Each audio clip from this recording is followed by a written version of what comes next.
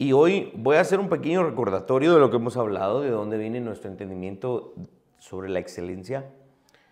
Pero al mismo tiempo voy a empezar a introducir algunos otros puntos de cómo es que debemos de perseguir la excelencia, ¿sí? Quiero llamar nuestra atención sobre lo que considero una gran distorsión de la doctrina de la justificación por la fe sola. Por cierto, es precisamente esto lo que yo les decía. La Iglesia Católica Romana temía de la enseñanza de Martín Lutero y todavía muchos arminianos hoy tienen miedo de esto. Es que si le decimos a la gente que ya tiene asegurada su salvación, la gente ya no se va a esforzar. Claro, no se tiene que esforzar para obtener salvación, porque esa es una obra de Cristo. Pero una vez salvos, no podemos relajarnos, ¿sí? Tristemente, las conclusiones sobre la vida cristiana han sido terriblemente interpretadas a la luz de una doctrina como esta. Lutero y los demás reformadores reconocieron en el Nuevo Testamento el llamado una y otra vez a las buenas obras, ¿sí? Las buenas obras no son para obtener salvación, pero las buenas obras no están ausentes de la vida de un verdadero cristiano. Las buenas obras no son causa para la justificación, pero son el fruto de la justificación, ¿sí? Yo me pongo a pensar en esto. Un árbol de manzanas o una planta de manzanas, ¿con qué inicia? ¿Con una manzana? No. La manzana es el fruto de una semilla que fue sembrada, que echó raíz, que fue cuidada, que se le dio abono, que creció la plantita, que se podó, que se le echó insecticidas, qué sé yo, para echar afuera las plagas y todo eso. Y finalmente dio un fruto. Bueno, las buenas obras son parte del árbol, ¿sí? Pero tristemente muchas personas las ignoran porque dicen no son necesarias para la salvación, pero sí son necesarias después de haber sido salvos. Si un hombre dice que tiene fe pero no tiene buenas obras, ese hombre no ha entendido el Evangelio. Es el reclamo de Santiago y dice, tú me muestras tu fe sin obras, pues yo te muestro mi fe por mis obras, ¿sí? Esa es la pregunta que hacía Santiago y la cual obviamente se responde. El hombre no es justificado por las buenas obras, pero su fe no puede estar desprovista de buenas obras, ¿sí? ¿Cuentan las obras para la justificación? No, pero deben estar presentes después de la justificación. La iglesia luterana, Lutero y sus seguidores, idearon una fórmula que quiero que todos nos aprendamos. Si me das ahí con la siguiente diapositiva. Esta es la fórmula. La justificación se obtiene solo por la fe, pero no por una fe que esté sola. Vamos a explicar eso. Esta es la fórmula. La justificación se obtiene solo por la fe, pero no por una fe que esté sola. ¿A qué nos referimos? Sí, la fe es el instrumento para guiarnos a la salvación, pero esa fe no es solita, sino que esa fe produce obras. Una vez salvos, debemos comportarnos de acuerdo a esa fe. La justificación, entonces, tiene que entenderse en esa medida. Tiene frutos. La justificación no tiene méritos, pero sí tiene frutos. No llegamos a Cristo para salvación por obras, pero una vez llegamos, más vale que hagamos buenas obras, ¿sí? No confiamos en nuestras buenas obras para reconciliarnos con Dios, pero debemos examinarnos constantemente para asegurarnos de que el fruto del Evangelio que se nos ha sido dado es en el servicio a Dios y a nuestro prójimo esté produciendo buenas obras en nuestra vida. Este es un pequeño recordatorio. Ahora, a partir de aquí, ¿cómo conectamos esto con el concepto de la excelencia? Si me das con la siguiente diapositiva, dice las buenas obras y el impacto cultural. ¿Okay? Aquí es donde las cosas se deben de poner bien interesantes, ¿sí? Según ciertos historiadores de la iglesia, se cree que no ha habido un despertar evangélico o de un crecimiento del evangelicalismo en ninguna parte de la historia como lo hubo en el siglo XX. Por ejemplo, yo estaba viendo unas cifras de cuando vino el evangelicalismo a Guatemala en el siglo XIX y todo lo demás, finales del siglo XIX. Y era, pues obviamente el porcentaje de católicos era muchísimo. Guatemala era un país eminentemente católico. Pero cuando empezó a venir el evangelicalismo, dígase, denominaciones protestantes, la primera, pues precisamente la iglesia presbiteriana con aquel misionero de apellido Gil, que el mismo presidente Justo Rufino Barrios lo fue a traer a Estados Unidos. Y vino en barco y entró por aquí, por Puerto Barrios. Qué interesante, hasta hay algunas fotos. Tengo ahí un libro que se llama La historia de la iglesia evangélica en Guatemala y don Virgilio Zapata tiene unas fotos de la venida del primer misionero. Fue toda una fiesta y todo lo demás. Y obviamente el trabajo del evangelicalismo fue muy lento, pero a partir de 1950 y más después, por ahí por el 70 y algo que fue el terremoto, ¿qué fue? 74, 76. La gráfica del crecimiento del evangelicalismo se disparó, pero como nunca antes, ¿no? Si uno mira esas cifras, uno dice, de verdad, eso sucedió no solo en Guatemala, sucedió en muchas partes del mundo, ¿sí? Ahora, al mismo tiempo, ese gran crecimiento del evangelicalismo realmente tuvo muy poco impacto en la cultura que lo albergó, ¿sí? Y vamos a hablar un poquito de eso. Tristemente, vivimos en una época con un interés en ciertas denominaciones del evangelicalismo, pero la comunidad evangélica casi no está teniendo un impacto como se debe en la cultura en la que vive. Ahora, digo ciertas partes porque ojalá fuera un interés por la reforma protestante y la teología reformada. Yo he estado intentando comunicarme con pastores, amigos que creen en la reforma y créanme, somos pocos, ¿verdad? Somos pocos. Pero sí existe un interés en otras denominaciones protestantes. ¿A qué se debe esto? Hay varios factores involucrados probablemente, pero un factor clave es que tristemente existe el mito de que el trabajo de la gracia, el fruto de la gracia en la vida de una persona, significa que la persona ya no se debe esforzar, ya no debe laborar, porque Cristo lo hizo todo. Y en efecto predicamos y creemos eso, que Cristo lo hizo todo, pero no creemos que hay que dejar de trabajar, no creemos que hay que dejar de dar frutos.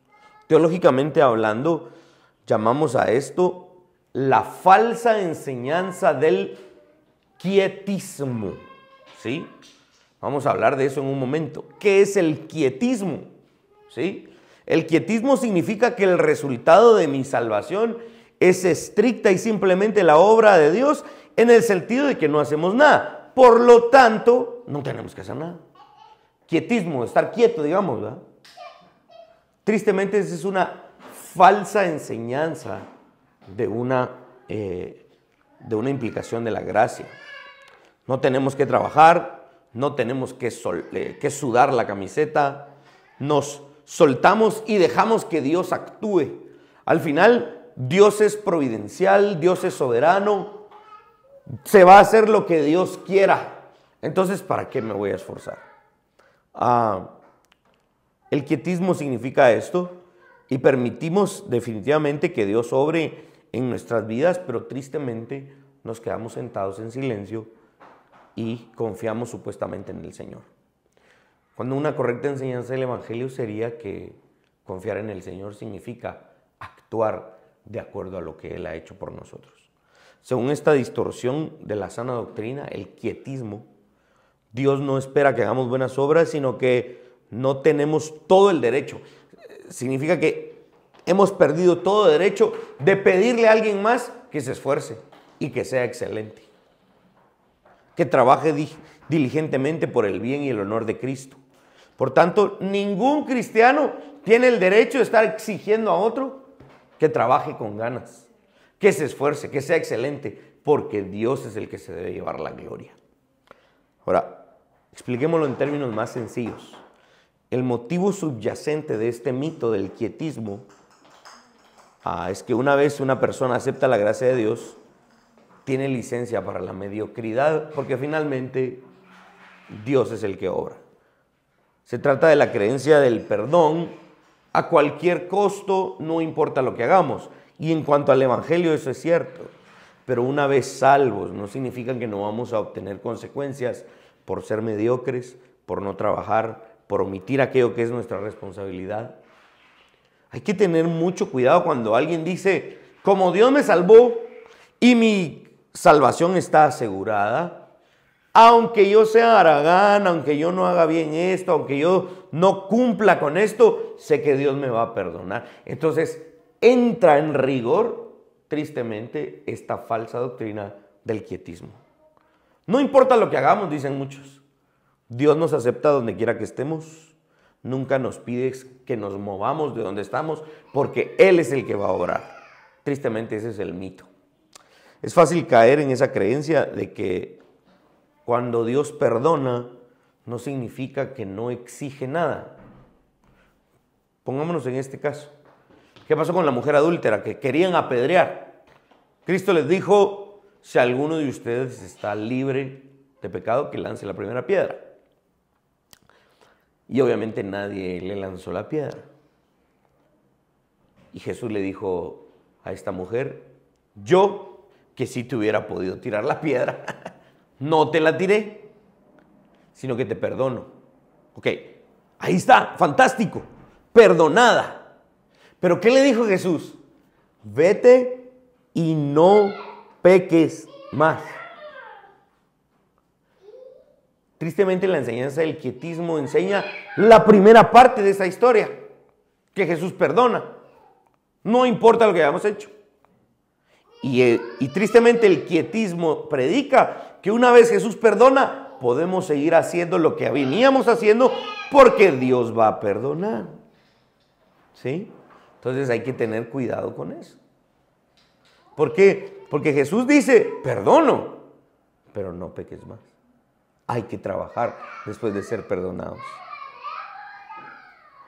¿Cuál es la respuesta normal de la gente? Tristemente es falta de preocupación, falta de empeño, porque buscan deleitarse en los brazos del Señor, y a esto es a lo que llamamos quietismo. Hay una definición un poco más corta, ahí está, en la pantalla. Quietismo, cuando alguien se aleja por completo de cualquier llamado serio a la excelencia. Quietismo, cuando alguien se aleja por completo de cualquier llamado serio a la excelencia. Ahora, añadamos al quietismo el espíritu de competencia que a veces surge en ciertos círculos, ¿sí?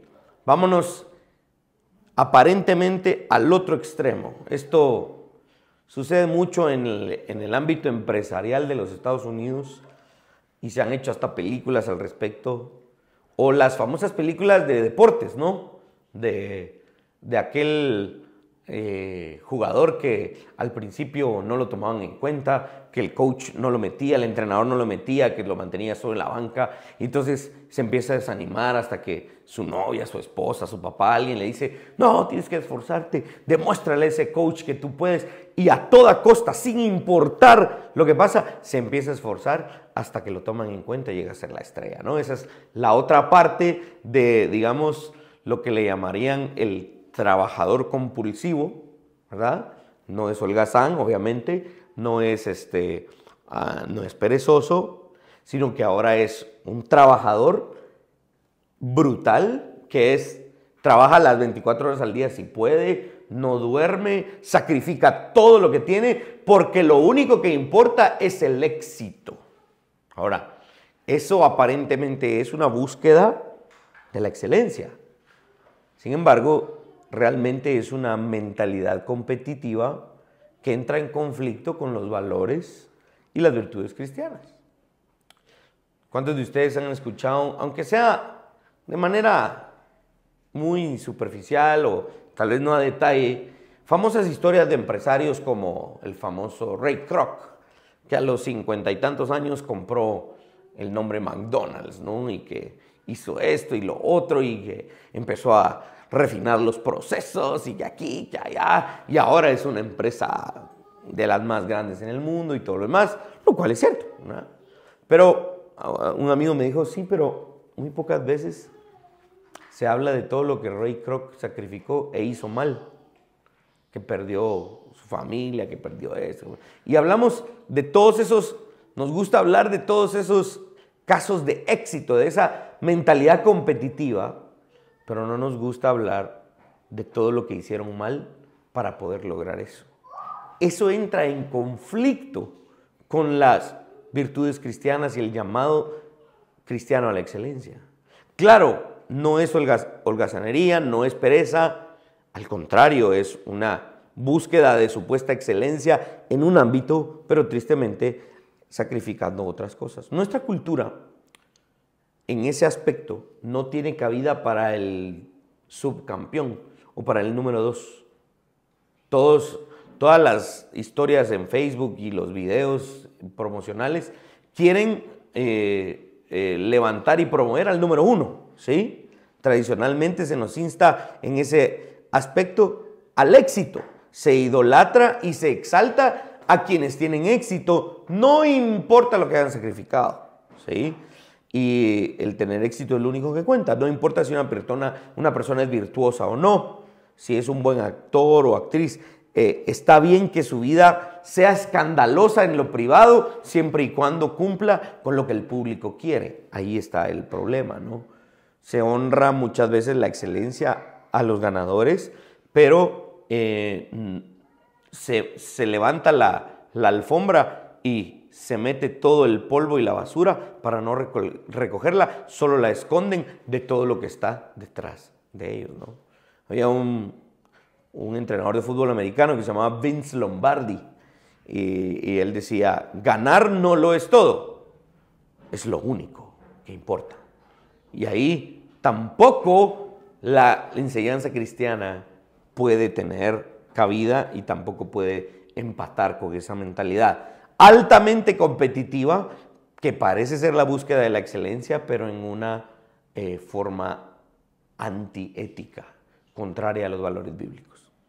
Tenemos este sentido de la competencia que dice que lo único que realmente vale es el éxito, ¿sí? El único valor es ganar.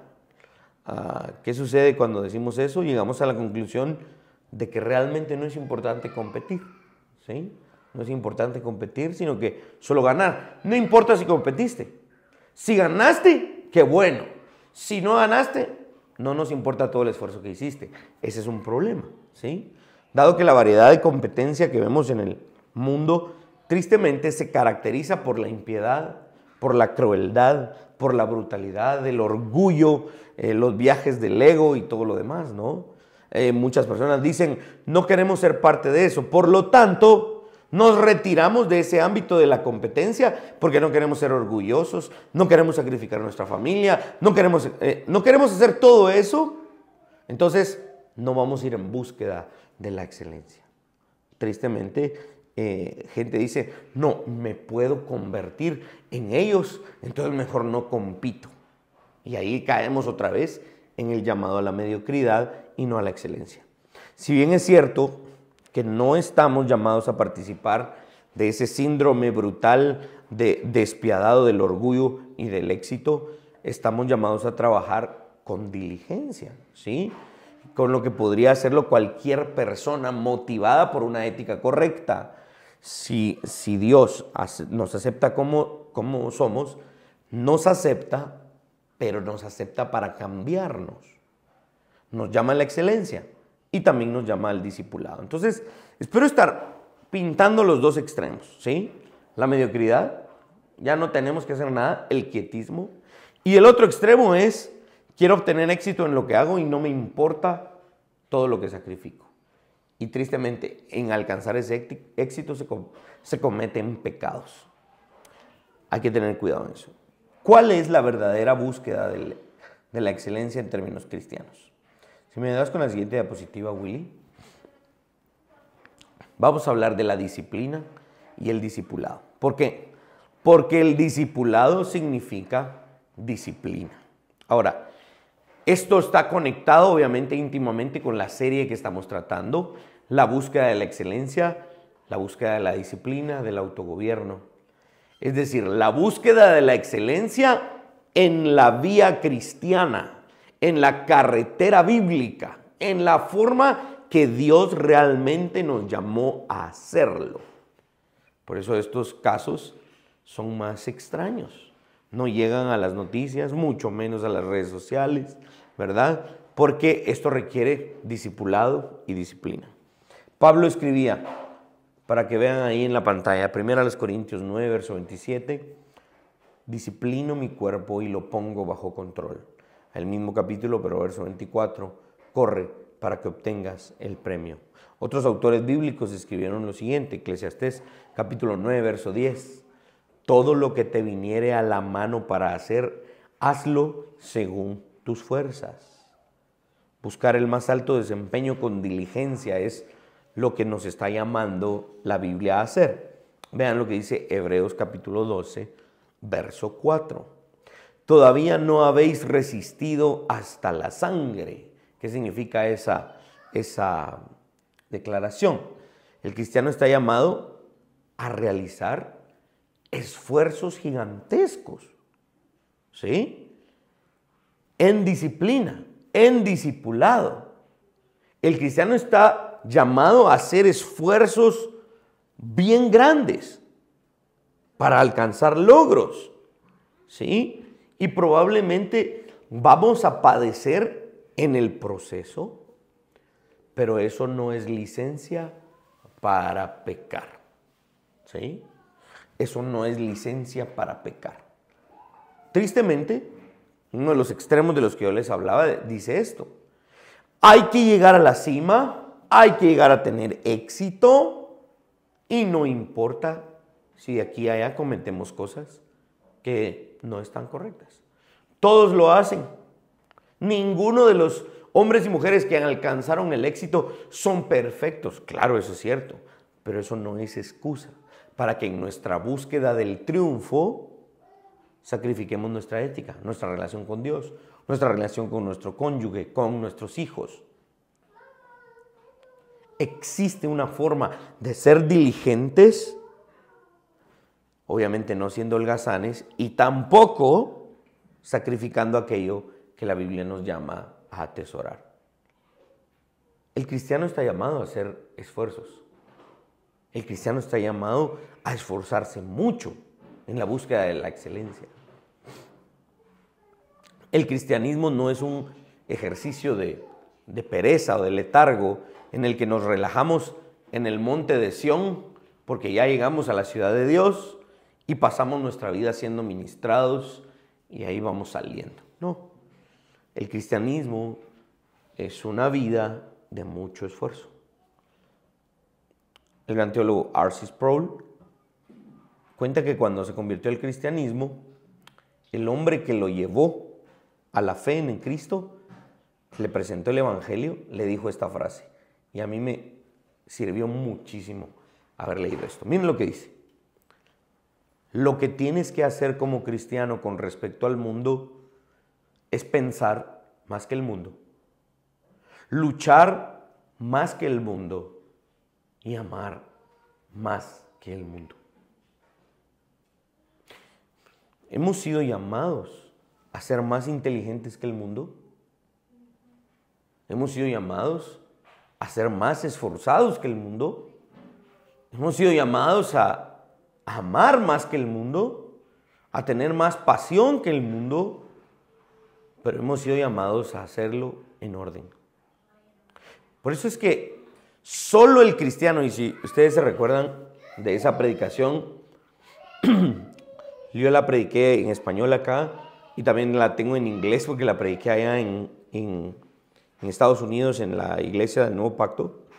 El pasaje aquel en donde Jesús dice que debemos ser astutos como serpientes, pero mansos como palomas. Los creyentes podemos encontrar la forma de ser más inteligentes que la competencia. podemos encontrar la forma de ganar la competencia sin sacrificar aquello que la Biblia nos dice que tengamos cuidado. Es una tarea difícil, no es fácil, no les voy a decir que es sencilla. Pensar más que el mundo, luchar más que el mundo y amar más que el mundo no es algo sencillo, pero se puede. Y eso nos lleva a preguntarnos, ¿dónde vemos la grandeza del cristianismo hoy? ¿Dónde vemos, por ejemplo, la grandeza del cristianismo en la música? ¿Quiénes son los grandes novelistas o escritores de nuestra época? ¿Quiénes son los grandes políticos cristianos hoy? ¿Dónde están los grandes investigadores y científicos cristianos hoy? ¿Saben qué nos gusta hacer? Nos gusta vivir de glorias del pasado. Es que hace 300 años Johann Sebastian Bach era cristiano y es uno de los más grandes compositores que la historia ha registrado. Es uno de los genios de la música. Hay que saber eso, hay que leer la historia, claro. Hay que conocer la música de Bach. Claro, yo tengo partituras de Bach ahí entre mis archivos porque me gusta mucho la música de Johann Sebastian Bach. Me encanta y es un genio y lo admiro y me gusta saber que se convirtió al luteranismo y era un hermano con convicciones reformadas igual que nosotros. Y nos gusta lanzar nuestro éxito al pasado, ¿sí? Nos desconectamos. Nos gusta lanzar nuestro éxito al pasado, pero hoy como que ya no. Eso fue allá. El cristianismo hoy ya no produce eso, ¿sí? Pensamos en grandes compositores como Mozart, Beethoven, Brahms, Händel. De esos hombres, ¿quién fue el que más buscó conscientemente utilizar el medio de la música como un instrumento para captivar la mente de las personas para la gloria de Dios? Obviamente, consideramos que el que lo hizo fue Johann Sebastian Bach.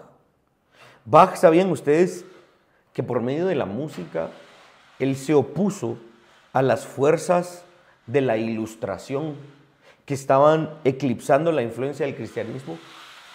Bach sabía eso y con su música él estaba oponiéndose. Su música era parte de su protesta en contra del naciente pensamiento ilustrado que estaba intentando despreciar el cristianismo. Bach era un músico, pero él entendía los tiempos. Bach decidió usar sus dones y talentos para detener la marea en la medida de lo posible contra esas fuerzas. Ahora, pasemos ahora a pensar en algunos pintores, ¿sí? De los más grandes que se reconocen. Van Gogh, ¿verdad? Hasta hay una banda, ¿no?, española que se llama La Oreja de Van Gogh. Rembrandt, Miguel Ángel, Da Vinci, Rafael, todos esos grandes son pintores, ¿no? De esos 5 que acabo de mencionar, mucha gente diría que Miguel Ángel y Rembrandt fueron los más grandes pintores que la historia ha visto. Algunos opinan eso. ¿Hay algo peculiar en ellos dos? En Rembrandt y en Miguel Ángel. Alrededor del 85%, ¿saben ustedes que alrededor del 85% de las obras de Rembrandt se centraron en temas cristianos y temas bíblicos? Lo mismo se puede decir de Miguel Ángel. Ahora, pasemos a pensar en algunos de los escritores más grandes que la humanidad ha podido leer. John Milton, el gran puritano, escritor de Paraíso Perdido. William Shakespeare, Charles Dickens, John Donne, Dostoyevsky, el gran, algunos hasta le llaman profeta ruso, ¿no? Previo al levantamiento del comunismo y de la revolución bolchevique, Dostoyevsky ya estaba profetizando la masacre que iba a suceder a manos del comunismo. Tolstoy, ¿verdad? Ahí tengo un par de libros de Tolstoy en mi sección de novelas. De esos 6, muchos dirían que el más grande tal vez fue William Shakespeare. Y algunos creen que es así, lo reconocen muchísimo, obviamente. Pues saben ustedes que sus obras están llenas de imágenes y alusiones bíblicas. Lo mismo se puede decir, vaya si no, de John Milton, de Dostoyevsky y de otros. ¿Vemos la influencia en la historia? Claro, podríamos incluso enfocarnos en otros campos, por ejemplo, en las ciencias naturales, en Galileo Galilei, podríamos fijarnos en Kepler, en Johannes Kepler, una figura de la revolución científica que creía que el propósito de la ciencia, miren esto es bien importante, el propósito de la ciencia era pensar los pensamientos de Dios después de Dios. Kepler reconocía que no había forma de hacer ciencia si primero no reconocíamos a Dios. Era Dios el que nos había dado no solo la capacidad de hacer ciencia, sino es Dios el que ha puesto el universo en orden para que cualquier disciplina pueda desarrollarse, cualquier disciplina científica. Posteriormente los presuposicionalistas tomaron esto y lo llevaron a un campo filosófico, precisamente para el gran Cornelius Van Til, repetía esto y decía, pensamos los pensamientos de Dios después de Él. ¿Sí? Vemos esto a lo largo de los siglos. Los líderes de los clásicos de las diferentes disciplinas y artes, muchos o la gran mayoría de ellos han sido creyentes, han sido cristianos. Ahora, nos gusta mucho recordar eso. Y apuntamos al pasado y decimos, el cristianismo formó Occidente. Sí, yo lo predico, yo lo enseño, yo lo defiendo históricamente, filosóficamente, teológicamente. Cuando debatimos en términos apologéticos, es cierto, el cristianismo formó Occidente. Pero también tenemos que ser honestos. El cristianismo hoy no está sosteniendo Occidente. Esta civilización, que ha sido la más avanzada de la historia, tristemente no está siendo sostenida por los representantes del cristianismo. Parece ser que el cristianismo está eclipsado en muchas áreas de la influencia de la cultura. Ahora, hagamos la diferencia. Porque una persona, un grupo musical, tenga millones de vistas en redes sociales, no necesariamente los hace influyentes. Sepamos la diferencia. Una cosa es la popularidad, otra cosa es la influencia. Hay gente que es muy influyente y no mucha gente la conoce. No es popular, pero es influyente. Hay personas que son populares, que aparentan ser y hasta se ponen influencers, pero realmente influencia no tienen mucha. Ahorita lo acabamos de ver en las elecciones de los Estados Unidos. Todos los cantantes, actores y actrices de cine, todos, ¿verdad?, salieron apoyando a cierto candidato, cierta candidata, pero no funcionó. Hay mucha popularidad, pero no necesariamente influencia. Entonces hay que entender eso. Pero ¿por qué parece que el cristianismo hoy está eclipsado en muchas de las esferas de la interacción humana? La seriedad de la música hoy no está siendo sostenida por los creyentes. La seriedad de la ciencia, tristemente, está siendo opacada por una agenda en la cual los creyentes parecieran estar ausentes. Y es aquí en donde estoy intentando conectar el concepto. Es la falta de un compromiso serio con la excelencia. Podemos decir que es simplemente porque las fuerzas seculares humanistas son más fuertes que los cristianos. Es que ellos tienen más dinero, usted. Es que ellos tienen más seguidores. Es que los gobiernos los apoyan. Entonces los creyentes estamos aquí porque a nosotros nadie nos apoya. No, nuestras iglesitas, por aquí, por allá. Y ellos son más grandes que nosotros.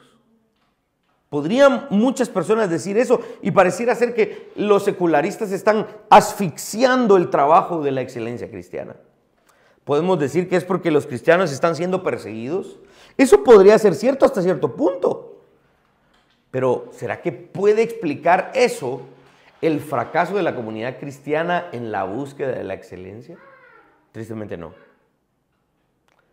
Miren, si alguien pinta una gran obra de arte, verdaderamente una obra de arte, tarde o temprano esa persona va a obtener un reconocimiento.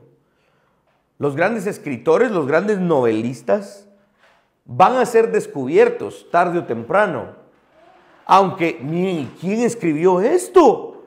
¡Wow! ¡Qué maravilla! Esto y lo otro. ¡Hala! Ese se murió hace 50 años. Y tal vez lo descubrieron después de su muerte, pero lo descubrieron porque lo que hizo fue excelente. Los grandes contribuyentes, los grandes músicos, los grandes escritores, artistas, pensadores serán reconocidos tarde o temprano. La pregunta es, ¿dónde están hoy? Tenemos toda una generación de cristianos que dicen, para mí el cristianismo es algo privado y personal, es algo que disfruto, me encanta Jesús, es mi Salvador, pero eso no significa que esté llamado a devolverle todo lo que pueda para darle gloria. Tristemente, para muchos el cristianismo es un asunto privado y no una búsqueda de la excelencia. Una cosa sabemos con certeza, que cada persona tiene al menos un don. Todos tenemos al menos un don, una habilidad que hemos recibido de Dios. Ahora, pueda que estemos en una etapa de la vida en la que tal vez no hemos terminado de descubrir cuál es ese don, ¿sí? Por ejemplo, yo he escuchado casos de personas que ya después de haber triunfado en su empresa, en su carrera universitaria, ¿verdad? Llegaron a un punto en el que dijeron, bueno, ya triunfé aquí, pero yo realmente siempre quise aprender a tocar el cello, yo siempre quise aprender a hacer esto o lo otro, y empezaron a los 50 y tantos años a empezar a aprender y lo lograron. ¿Por qué? Porque tal vez no habían descubierto ese don, pero es necesario que sepamos reconocerlo, porque todos tenemos uno. Dios nos dio a todos una habilidad y se supone que con esa habilidad debemos trabajar para devolverle a Dios la gloria por lo que nos ha dado. Es nuestro trabajo desarrollar a un máximo potencial lo que Dios nos ha dado. ¿Sí? Mis hermanos,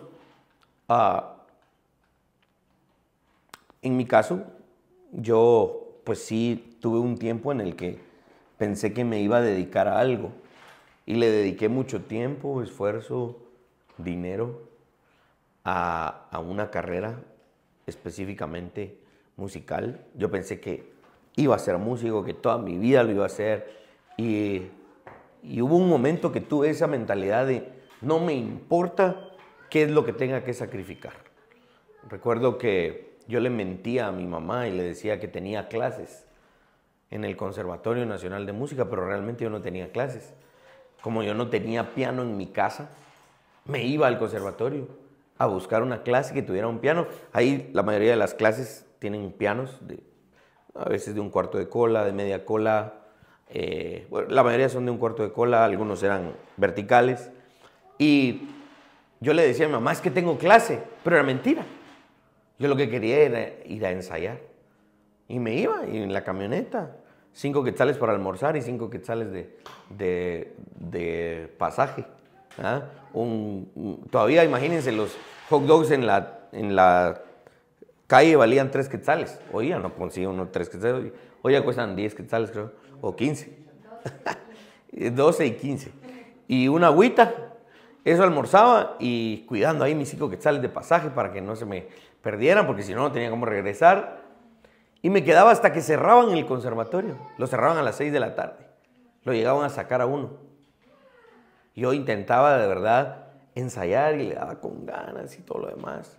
Imagínense yo de regreso desde la zona 1 en camioneta hasta Ciudad Peronia, más allá arriba. A veces llegaba a las 8, 8 y media de la noche, colgando en la camioneta ahí, porque se llenaban esas camionetas. A empezar a hacer tareas para ir al colegio el siguiente día. Y volví a hacerlo de lunes a viernes. El sábado en el grupo de jóvenes yo tocando piano. El domingo en la iglesia yo tocando piano. Y llegué a un punto en donde yo dije, tal vez sí puedo llegar a ser un gran pianista, ¿verdad? Tal vez sí lo puedo llegar a ser. Pero por alguna razón, Dios me movió a otras cosas. Sucedieron situaciones difíciles que llegó un punto en el que entendí que sí, ese don yo lo he utilizado, lo sigo utilizando en la iglesia, lo sigo utilizando para otras cosas. La música sigue siendo una parte importante de lo que yo hago, pero ese don, ese talento está conectado con otras habilidades que Dios me ha dado. En mi caso, hace 10 años, o 10, un poco más, pues obviamente Dios cambió el rumbo de mi carrera y me tocó dedicarme a la pastoral, me tocó dedicarme a la teología y lo estoy intentando hacer de la mejor manera posible. Pero mis hermanos, todos tenemos un don el cual tenemos que buscar desarrollar al máximo y los necesitamos todos. Muchas veces cuando hablamos de dones hablamos solo del tema del arte, hablamos de la música, de la pintura, algo así, pero los dones que Dios ha dado sobrepasan el tema del arte y llegan al tema de los negocios, llegan al tema de otras áreas, ¿no? De la política. Hay gente que de verdad tiene dones en diferentes áreas, ¿verdad? En la ciencia, y debemos desarrollar esos dones al máximo porque los necesitamos todos. Imagínense que todos fuésemos músicos en el cristianismo. Fue un drama eso, ¿no? Fue un drama peor que las novelas mexicanas porque los músicos son complicados, ¿verdad? Pero todas las personas que hemos creído en Cristo tenemos un don y es nuestra responsabilidad desarrollarlo al máximo y debemos buscarlo con diligencia. Hoy me voy a quedar hasta aquí hablando de estos tres puntos. Número 1, no podemos amar la mediocridad diciendo, Cristo ya hizo todo, Él se lleva la gloria, yo solo tengo que esperar. Ahí voy jalando la carreta, cumpliendo con lo que me toca y punto. Llegará el día en que me presente con el Señor y me va a preguntar, ¿cumpliste con lo que te pedí? Y yo voy a responder, sí, Señor, cumplí, tranquilo, ¿verdad? Tristemente, esa persona lo describe aquel dicho en Guatemala, ni huele ni hiede, ¿verdad? Así como, simple, ¿verdad? Con lo que me pidieron, eso cumplí. Eso es amor a la mediocridad. Es estar jugando con el quietismo, el estar quieto porque realmente como Cristo fue el que ganó la salvación, Cristo fue el que hizo la redención, yo no necesito hacer más, y entonces estoy quieto y tengo un compromiso con el quietismo. Ese es un extremo. Ahora, no, yo no soy así. Mi mamá no crió haraganes, mi mamá no crió holgazanes, entonces voy a trabajar. Y entonces me voy al otro extremo y trabajo y busco lograr todo lo que me propongo, pero en el camino tristemente peco. En mi deseo y en mi hambre por el éxito y la cima, alcanzar la cima, entonces sacrifico mi familia, sacrifico mi relación con el Señor y soy mediocre en mi lucha contra el pecado porque lo único que me interesa es el éxito. También estoy pecando. Ahora, la tercera alternativa es la que estoy intentando pintar en esta serie. El cristiano debe tener un compromiso con la excelencia de la forma correcta. Y esa forma es siendo diligente en todo aspecto de la vida. Soy diligente en mi trabajo, debo ser diligente en mi trabajo, debo ser diligente en lo que soy en mi familia. Yo soy esposo, tengo que ser diligente en eso. Soy padre, tengo que ser diligente en eso. Soy tío, soy hijo, soy lo que yo sea, debo ser diligente en todas las áreas de la interacción humana. Hablemos de 3. Bueno, en la familia ya lo mencionamos, sea cual sea tu posición en la familia, debes ser diligente, porque esa es parte de tu compromiso con la excelencia. Cuando llegas a la iglesia, tal vez en la iglesia tú no eres pastor, no eres diácono, no eres servidor, tal vez eres un miembro en la congregación, no tienes un privilegio, porque nuestra congregación pues es pequeña, tal vez yo no tengo un llamado para servir en la iglesia, entonces soy un miembro y eso no significa que, entonces no hago nada, no, al contrario, tú como miembro también tienes que ser diligente y debes de ser excelente. En lo que sea que miembro signifique, obviamente hemos hablado un poco de eso, pero vamos a hablar cuando sea el momento de predicar qué significa ser un miembro, pastor en una congregación, qué se espera de un creyente que asiste a una iglesia local, cuál es su trabajo, debe ser diligente en eso. Bueno, entonces soy miembro de una familia, soy miembro de una congregación y también soy ciudadano de un país. En mi interacción pública y cívica también tengo que ser diligente. Tristemente muchos creyentes dicen, bueno, cada 4 años es mi deber ir a votar. Y eso es todo lo que yo tengo que hacer en términos civiles. Y tristemente terminamos siendo ciudadanos mediocres porque no nos involucramos también a ese nivel. Y este es el punto. Por eso les decía yo, la vida cristiana tiene un estándar muy alto. Lo hemos rebajado tristemente. Pero estas doctrinas reformadas nos impulsan a un verdadero cristianismo, la búsqueda de la excelencia en toda área en la que yo esté involucrado.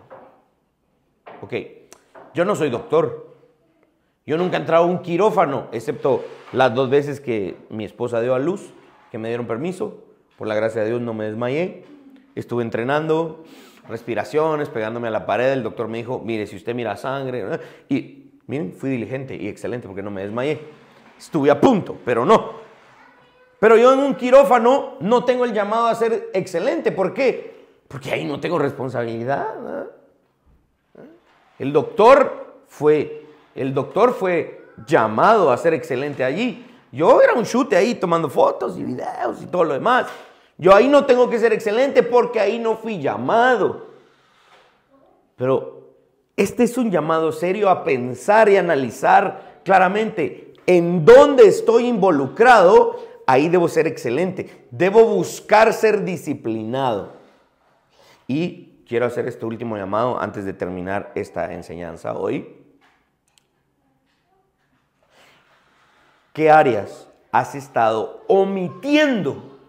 Que tú sabes que debes involucrarte, pero con tal de no adquirir más responsabilidad, mejor lo dejas pasar. Allí está el quietismo. Y hay que tener mucho cuidado con esto. ¿Por qué? Primero, porque Dios va a pedir cuentas. Y 2, porque los únicos que se destruyen al estar de brazos cruzados somos nosotros. Hacemos daños a otros también por estar quietos. Pero nosotros mismos nos estamos destruyendo al estar quietos.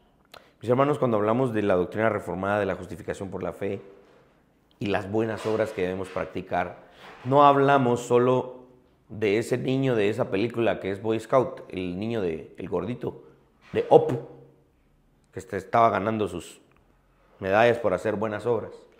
¿Qué me toca hoy? Ayudar a un viejito a cruzar la calle. Ya lo hice, mi medalla. No estamos hablando de esas buenas obras. Cuando hablamos de buenas obras, no es hacerle un favor a alguien. Cuando hablamos de buenas obras, hablamos de nuestras interacciones humanas en excelencia, en búsqueda de la excelencia en todo lugar en donde estemos. Mis hermanos, vámonos a dormir en la noche cansados, mereciendo esa almohada y ese colchón y ese poncho, porque durante el día nos esforzamos buscando la excelencia. No seamos quietistas. Y hoy puedo dejar a la mitad mi bosquejo. Tenía 7 páginas de bosquejo. Llegué cabal a la 3.5. Si sigo, salimos de aquí a medianoche. Entonces me quedo con esto. La justificación por la fe produce buenas obras. ¿Qué significa esas buenas obras? Significan la búsqueda de la excelencia. Eso es lo contrario a estar quieto. Si tú eres cristiano, no puedes no involucrarte en la búsqueda de la excelencia. Sea lo que Dios te llamó, debes pelear por ser excelente. Amén.